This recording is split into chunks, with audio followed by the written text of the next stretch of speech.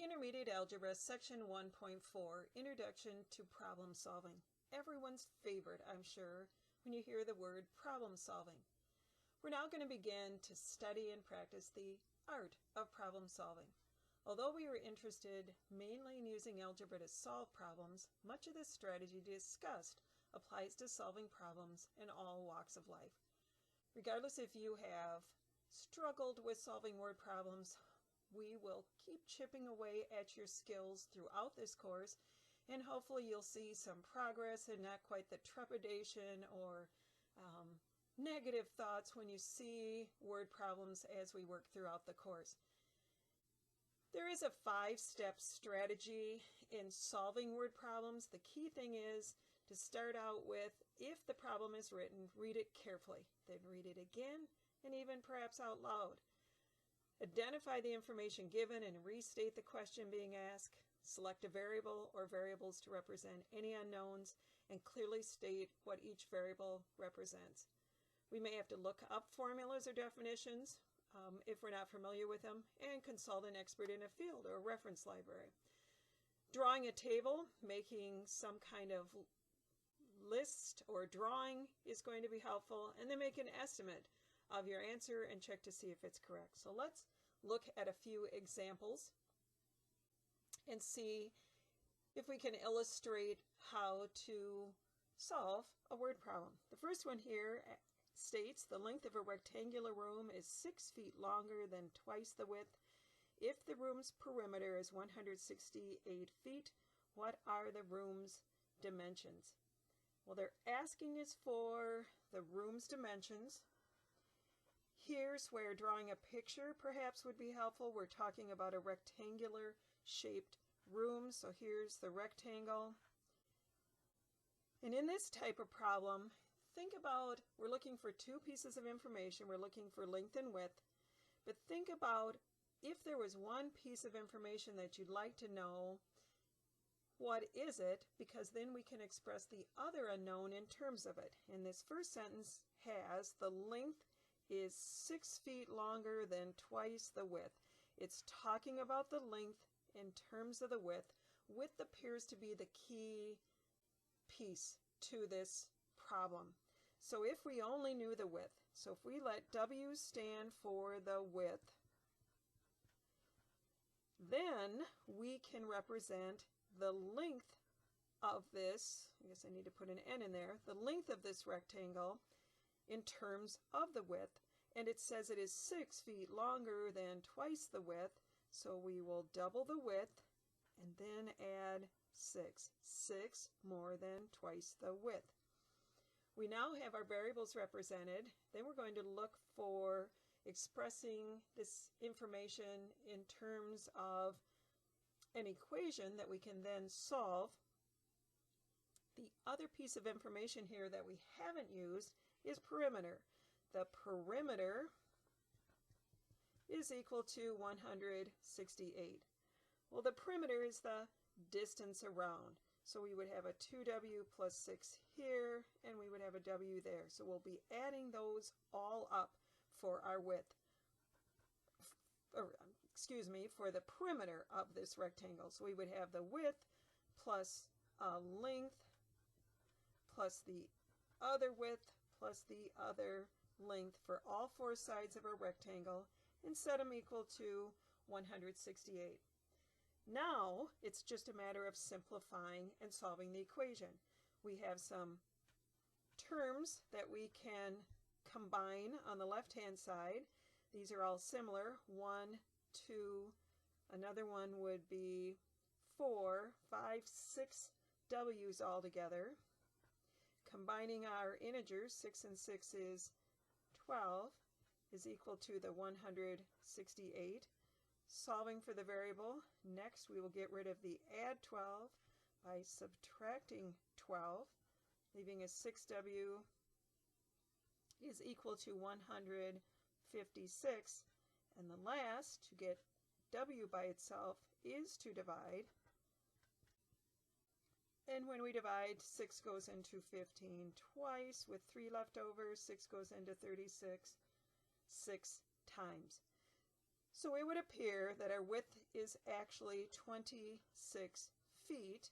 The length is twice that, so it'll be 2 times 26, which is 52, plus 6 more, which adds up to be 58 feet. So our final answer, the dimensions of this room are 26 by 58, and then we could check to see if in fact our solution works and holds true for the perimeter of this room.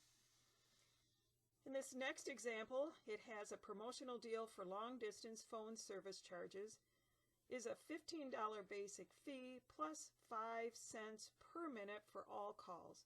If Jerry's phone bill was $75 under this promotional deal, how many minutes of phone call did she make?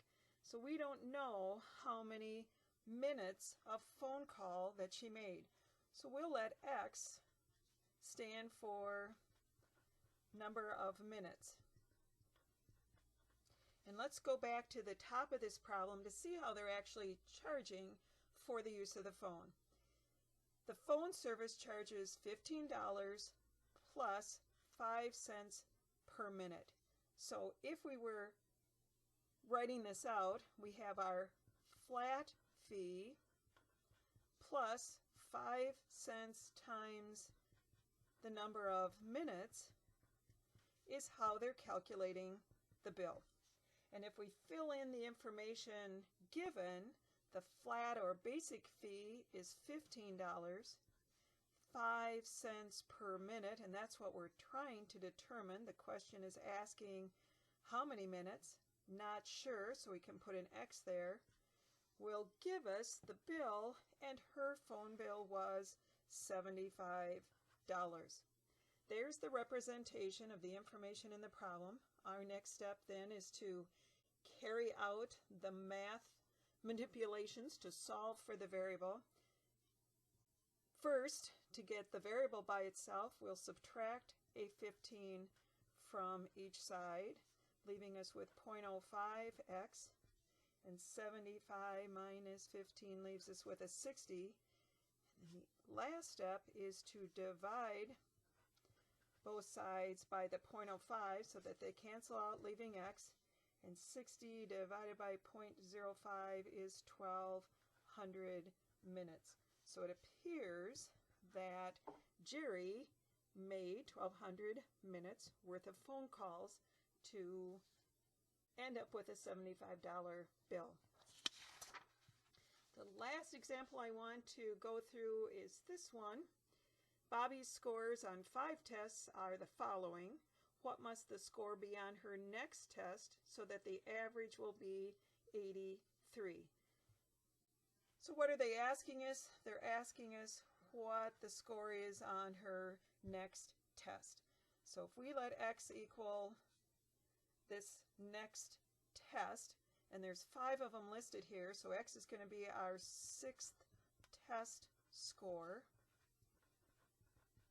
That will represent our unknown. They're talking about an average.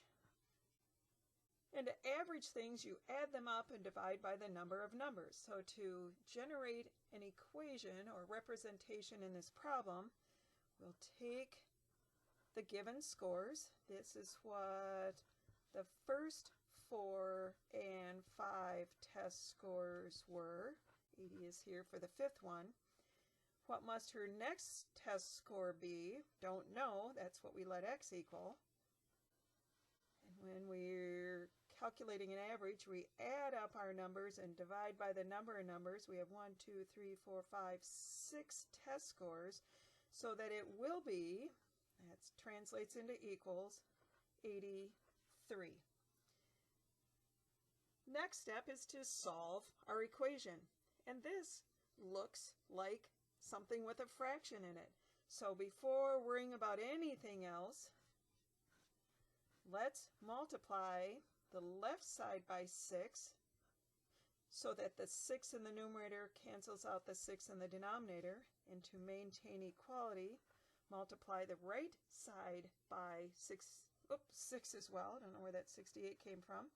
6 as well, which on the right hand side 83 times 6 gives us 498. Simplifying on the left, we have these 5 numbers to add up.